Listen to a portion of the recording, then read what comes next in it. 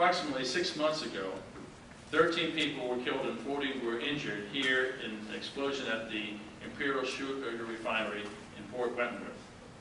After the explosion, I visited the site and pledged that we were going to do a thorough investigation of the explosion and fire. I also stated at that time that if we found that there were violations of safety and health standards, that we would be issuing penalties and citations and penalties to the employers that caused and created the safety and health hazards. Since that day, OSHA has conducted a thorough and professional investigation of the conditions at Imperial, both here at Port Wentworth and in Gramercy, Louisiana, which is the other primary sugar processing site for the company. The investigation has concluded that this catastrophic accident could have been prevented if Imperial Sugar had complied with existing OSHA safety and health standards.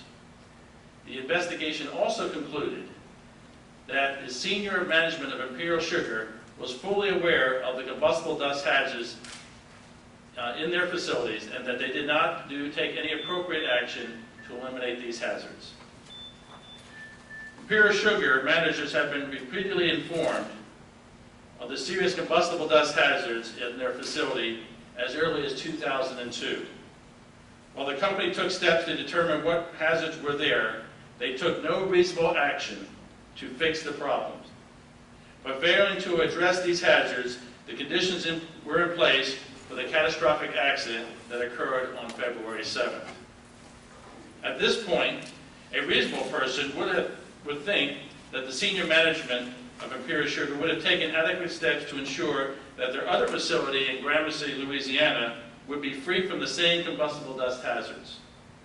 I personally sent a letter to the CEO of Imperial Sugar on March 7th, urging him to, quote, ensure that OSHA standards relevant to housekeeping, ventilation, electrical hazards, and other hazards be scrupulously observed in your Gramercy, Louisiana facility.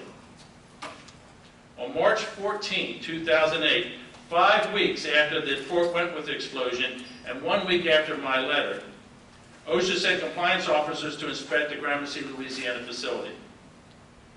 On the first day of the on-site inspection, OSHA inspectors discovered massive quantities of combustible dust in the powder mill along with potential ignition sources. In some spots, the dust was 4 feet thick.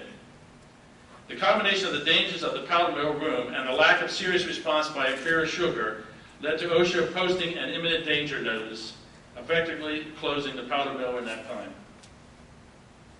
The combustible dust hazards were so widespread that I am convinced that our actions prevented a second terrible accident occurring at the Gramercy facility. Such serious disregards for safety, health, and the well-being of Imperial Sugar's employees compelled me to authorize instant-by-instant citations for both inspections, resulting in OSHA issuing the third largest penalty in the agency's history. Specifically, the Port Wentworth investigation resulted in proposed penalties of over $5 million, with citations alleging 69 willful, including 61 egregious willful violations, and 51 serious violations. As a result of the Gramercy inspection, OSHA issued an additional 49 egregious willful and 42 serious violations and proposed penalties for more than $3.7 million. The combined total of the proposed penalties against Imperial Sugar is more than $8.7 million. As we conclude our investigation, I'd like to take the opportunity to thank the talented and dedicated OSHA personnel whose hard work has brought the facts of this case to light, and I am convinced prevented further injuries or loss of life. Once again, let me extend my personal condolences to those of the entire OSHA family, to those who were injured in this catastrophic incident, and to the families of those who were killed.